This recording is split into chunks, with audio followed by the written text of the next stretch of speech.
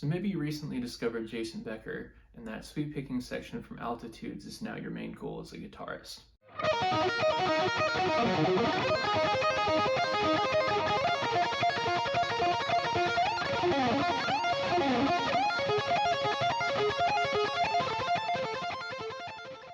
Or maybe the sustained sweep picking isn't so much your thing. You want to go for more of like a Petrucci style, short but extremely quick burst of notes with sweep picking.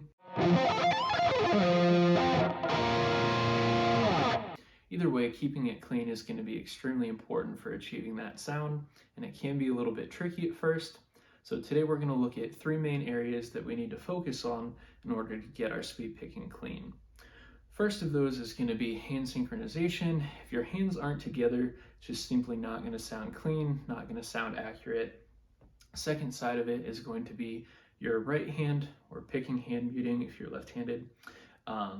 So picking hand muting is going to be really important, especially for cleaning up the strings below where your pick is at. It's probably the most focused on area in my opinion, but we also want to focus on our left hand muting, fretting hand muting, because that will also make a big difference in how clean your sweep picking is going to sound. So let's go ahead and dive in and see how we can practice those. So the first aspect we need to have down in order to keep our sweep picking clean is going to be our hand synchronization.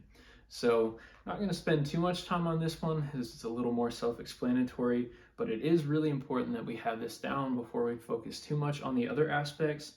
So hand synchronization simply just means that when your pick is hitting the strings, that's the same time that your fretting hand is fretting that note. So if our hands aren't in sync, a lot of times in the beginning, your picking hand might be going a little bit faster than what your fretting hand is, simply because it doesn't take much effort to just sweep through the strings like that. So you might need to focus a little bit more on getting your left hand up to speed. So in the beginning, it's good to take things slow, just get comfortable with some basic arpeggio shapes. So say we'll take this A minor shape here. What we really want to make sure of is that we have one singular pick stroke all the way down, all the way back up, and that we aren't doing like pick, pick, pick, pick, pick. That's going to kind of throw off the hand synchronization and prevent you from getting it up to speed. So what we want is we want a fluid motion. You can even practice that without fretting anything, just muting the strings like I did there. So in order to practice that, again, we want to take it slow at first, really make sure that the hands are hitting the right string at the same time, and that you're not getting any discrepancies there. Same thing on the way down. So again, the hand synchronization is pretty self-explanatory. Just make sure that you're not a little bit ahead or behind on one hand versus the other, and really make sure that you have that down before you start trying to go too crazy, speed things up, anything like that. So the second area we're going to be looking at is going to be your right hand or picking hand muting. So there are kind of two different approaches to this. The first one, which is maybe a little bit more common, is going to be your typical palm muting. Same thing you'd be doing for like a heavy riff, that really dead kind of sound. You're laying your palm across the strings. The reason I'm not a huge fan of that for sweep picking is that it takes a lot of finesse to be able to mute the strings below where your pick is at, but not get a muted sound from your sweep picking itself. I personally want sweep picking to sound really smooth, let it flow, and in my experience, when you're using palm muting, it's hard to find a balance where you're not letting strings ring out, but you're also not actively muting the notes, like where you get that really like staccato kind of sound from it. So if you want to go for that, just try and make sure that you're careful about not overdoing it, not overextending your hand, getting kind of in front of the strings you're on. So then we're going to dive a little bit more into my own preference, which is going to be muting from the thumb. This is maybe a little bit less common, but I have seen a few other players out there do this. So essentially what I do is, instead of having my palm resting here, my hand is going to be turned more over towards the strings themselves, and my thumb kind of follows along where my pick is going. So the advantage to this is my thumb is never going to be ahead of where my pick is at, so I don't have to worry about that staccato sound. But since my hand's going to be moving to sweep anyway, I don't have to worry about this not catching up either, not picking up the slack. So it's kind of tough at first. You want to make sure you aren't getting like a accidental pinch harmonic as you're sweeping. But once you get comfortable with this, it's really, really helpful for getting the muting almost just effortless, where you don't have to think about muting the notes or the strings below the note you're currently on, because the thumb is just right there, always going to be following with it. So the only time I ever really go for the palm muting for sweep picking is when I'm going for more of the 2-string sweeps, like maybe the Tornado of Souls type of thing.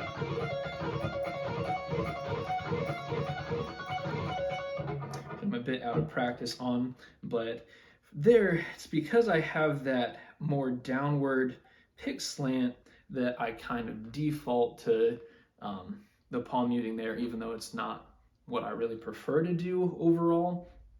So whichever style you want to go with is fine. Tons of players use palm muting. I just found for me it didn't work quite as well. So stick with whichever one you prefer, and just really get repetition in, making sure that as you're sweep picking, you don't hear those notes below the strings that you're on ringing out. So the final aspect we're going to be looking at today is going to be your fretting hand muting. So with your picking hand muting, you're muting all the strings below where your pick is at. Again, so if I'm playing a note on the 3rd string, my thumb there is now holding down the 4th, 5th, and 6th, so I don't get any vibrations coming from those strings. But if I'm on the 3rd string, again, that still leaves the 1st and 2nd string open, that can end up resonating, ringing out, and just mudding up the sound.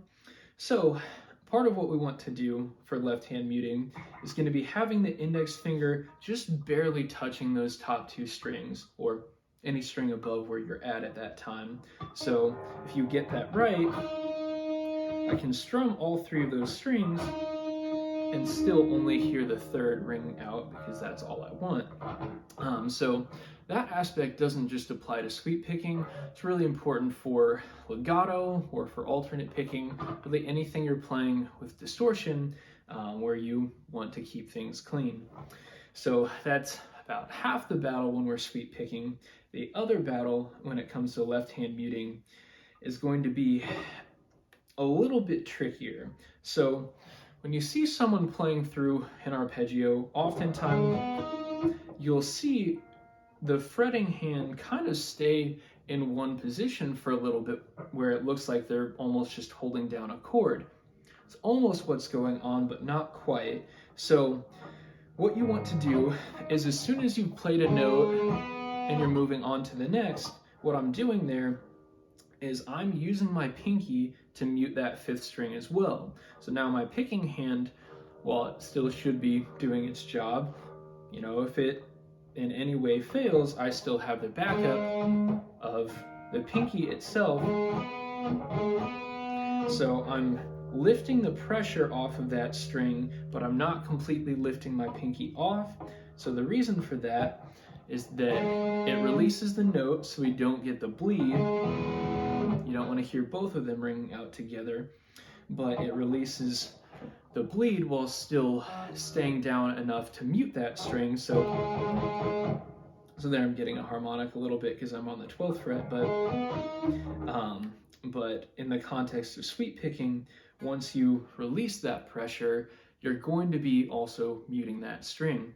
So this is a little bit tricky, but as you go, you want to practice. Each time you get to any higher note, you're going to release the pressure from the previous note, but still try and hold it down. There are going to be a couple exceptions. There's going to be some places that we have to change that, but that's going to be the fundamental thing you're going for. So as you notice there, this is coming into one of those exceptions. If I'm on the middle finger here for this C, then by the time I get back up to the second string for the A, I need my middle finger again. So I'm going to do my best to hold it down as long as I can, getting the E there to ring out. And then again, when I need to have it up on the second string, I'm going to lift it off. On this A minor arpeggio, that's also going to happen immediately after for the index finger as well. So you won't see quite as much of that chord shape being held down, but it's still going to be that fundamental idea you're going for, and it still will give your picking hand enough time to catch up, pick up any slack as you go, even if it's just for a split second. And then it achieves that clean sound we're going for. We're going to do the same thing coming back down, where here we have a pull off. Then when we go down to the second string, index finger is still touching the first string there, but it's now lifted off enough where it's muting it. And then you get back down. So that can take some time to develop. You want to make sure that you aren't continuing to press down where, again, they're all ringing out together. You're getting that kind of chord bleed. So you don't want to have that, but you just want to have enough pressure left down that your hands are muting the strings there. So the other exception for that is going to be any arpeggio that has a bar in it. So it could be any, but let's say we take that first arpeggio from altitudes. You see the ring finger there has to bar. And that's a really tricky aspect to get. So what we're going to do there is we don't want, again, a true bar where those strings are ringing out together, but what we want is to roll that finger just enough where, again, getting a harmonic there, again, because of the fret I'm on, but you can tell that that note isn't coming out fully like that. So on the two strings, it might be even a little bit more awkward, but you still want to practice that, lifting off and rolling just enough that you can get down to that next string and keep it clean. So again, that aspect is a little bit tougher, but to me, it's extremely important because it helps to make sure that any errors there might be in your picking hand are going to be covered. And it really also helps for helping to eliminate tension. A lot of times when you're more tense, you're going to lift that finger right off. And that's where we get into some, excess string noise. And it's just going to make it tougher for you if you're doing, say, like a 3-string sweep. The further away your hands are from the fretboard, the more time it's going to take to get back. So like that second string,